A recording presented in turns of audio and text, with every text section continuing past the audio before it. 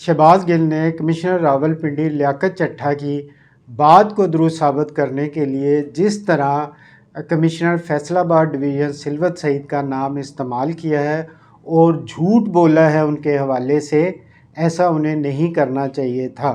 अस्सलाम वालेकुम, मैं हूँ इरशाद शेख, आप देख रहे हैं इनकलाब टीवी। आज मुझे बात करनी है शहबाज गिल के उस बयान पर जो उन्होंने कमिश्नर रावलपिंडी डिवीज़न लियाकत अली चट्ठा के हवाले से वीलॉग करते हुए, जिसमें उन्होंने कमिश्नर फैसलाबाद डिवीज़न सिलवत सईद का नाम लिया है, इस पर कि उन्हें ऐसी क्या ज़रूरत पेश आई कि उन्होंने झूठ बोला और सिलवत सईद का नाम जो है इस्तेमाल किया है। सिलवत सईद उन चंद अफसरों में शामिल हैं जिनका नाम कभी किसी सियासी वाबस्तगी में नहीं आया, और वो उन लोगों में शामिल हैं जो अपनी ज़िम्मेदारियां कानून के दायरे में रहते हुए पूरी करती हैं। उन्होंने इससे पहले भी कई अहम ओहदों पर काम किया है।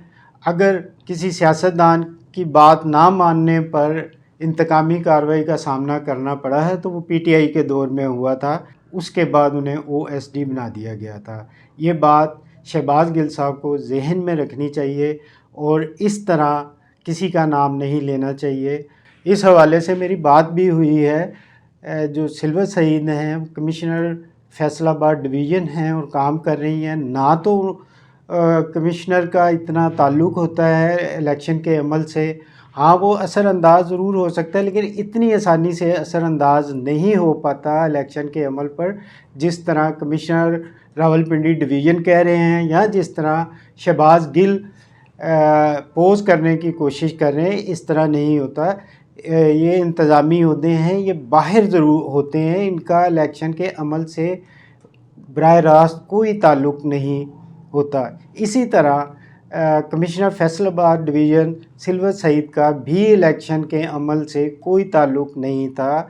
मेरी बात हुई है, उन पर ना कोई दबाव था, ना उन्हें किसी ने नताइज बदलने के लिए कहा, ना वो शहबाज गिल साहब को इस तरह जानती हैं कि जैसे शहबाज गिल ने उनका नाम इस्तेमाल किया है, ऐसा कोई ताल्लुक़ नहीं है। शहबाज गिल साहब को अपने ज़ाती मफादात के लिए या पार्टी को फ़ायदा पहुँचाने के लिए झूठ का सहारा नहीं लेना चाहिए, और वो अफसरान जो अपनी ज़िम्मेदारियां कानून के दायरे में रहते हुए पूरी करते हैं, उनको सियासत में नहीं घसीटना चाहिए। उन्होंने ये हरकत करके कोई अच्छा मैसेज नहीं दिया है।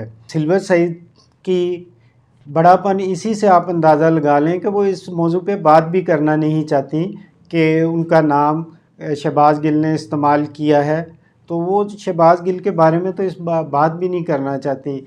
और जहाँ तक बात है उनके इलेक्शन के अमल में, इंतखाबी अमल में अमल दखल की, तो ये बात सब वाज़ेह है, और सरकारी अफसरान, इलेक्शन कमीशन और जो सियासत से ताल्लुक़ रखते हैं वो भी ये बात अच्छी तरह जानते हैं कि आरओ और दीगर अफसरान जो असिस्टेंट कमिश्नर होते हैं उनकी ड्यूटियां लगती हैं, वो अपने कमिश्नर को रिपोर्ट करते हैं।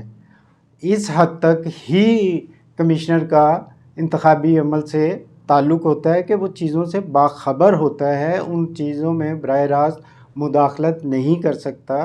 वो काम इलेक्शन कमीशन का है। लिहाजा शहबाज गिल को ऐसा नहीं करना चाहिए था कि वो सरकारी अफसरान को सियासत में घसीटें।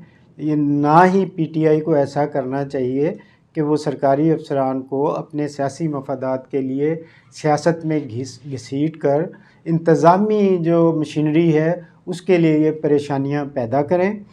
ऐसा उन्हें नहीं करना चाहिए।